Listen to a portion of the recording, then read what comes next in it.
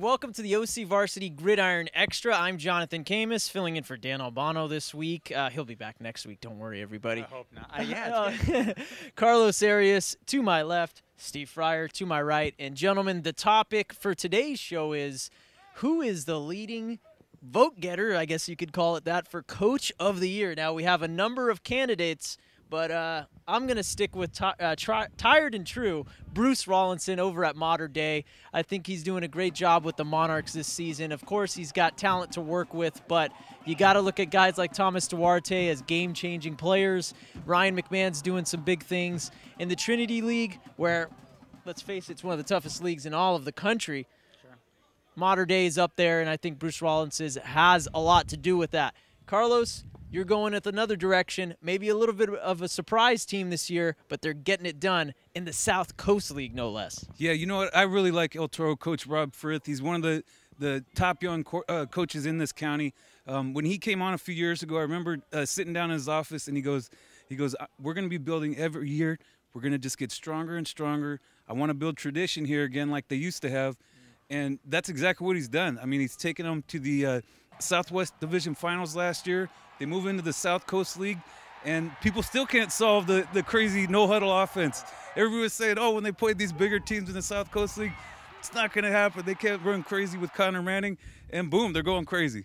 It's hard enough for me covering El Toro. Whenever there's a first down, I have to run all the way down, maybe 20, 30 yards down, just to make sure I can catch their next play. That's how fast they are. Steve, another direction, maybe a name that's not as well known, or maybe he is. Go ahead and tell me who he is. Well, I like Mike Marujo. You know, he's got to get some thought in this thing too. You know, they're 1-9 last year. 5-3 so far this year, and second place in the Empire League. Mike's been there 32 years, and for him to keep it fresh and to not quit on a team that was 1-9, it would have been easy for him to say forget about it last year, or when he knew that class last year was coming in was not going to be so hot. But he hung in there and decided, you know, hey, I'm going to give it my best shot with these fellas. Don't know how many more years Michael has left, but he's definitely a candidate for that. A couple other guys that have done pretty good jobs with turning teams around. Aaron Flowers of San Juan Hills. Okay. Terrible team last year. I think they were 1-9 also.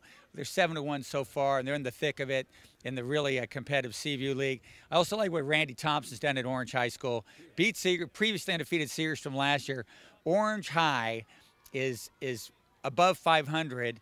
It's late October. It's been a long time since we've been able to say that. I like that guy too. And here's a guy who we made coach of the year 2 years ago, and we like to spread it around, not repeat guys in kind of close sequence. But I think when you look at all the defections, injuries, and all the stuff that's been going on at Santa Maria to Harry Welsh, 40 years of coaching, this might be his best job. In 2010 he was coach of the year. We might have been 2 years early with that, because I think this is Coach Welsh's, one of his finest jobs he's ever had to do, with a lot of stuff going on circling over the head. Yeah, Stanton out for the year. Yeah. Woolpin's hurting now. Carlos, you had something to say? Yeah, I was going to say this football meeting at the end of the year, when we're trying to come up with Coach of the Year, is going to be a mess. I think there's going to be, some takedowns. There's going to be some knockdowns, because there's a lot of great candidates, seriously, in Orange County. You can even talk about Dana Hill's coach, Todd Rusinkovich.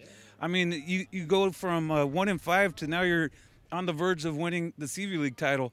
Most teams would pack it in. Somehow he was able to rally the troops. That's something to keep in the back of our minds too. And I got another name that popped in my head too. The coach of Sonora, Paul Coyote over there at Sonora. Okay. They've done pretty well. They beat Buena Park, maybe the #2 team in that league, in the Freeway League.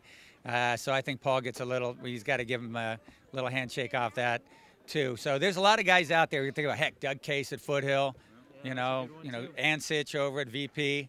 There's a lot of guys. You didn't do anything to settle this debate. We're just throwing names out there. I mean, come on, what's going on? Who's your legit #1 guy right now? My legit #1 guy right now, I got to go with Rollo, I think. Oh, wow. Because I don't know when's the last time we made him Coach of the Year.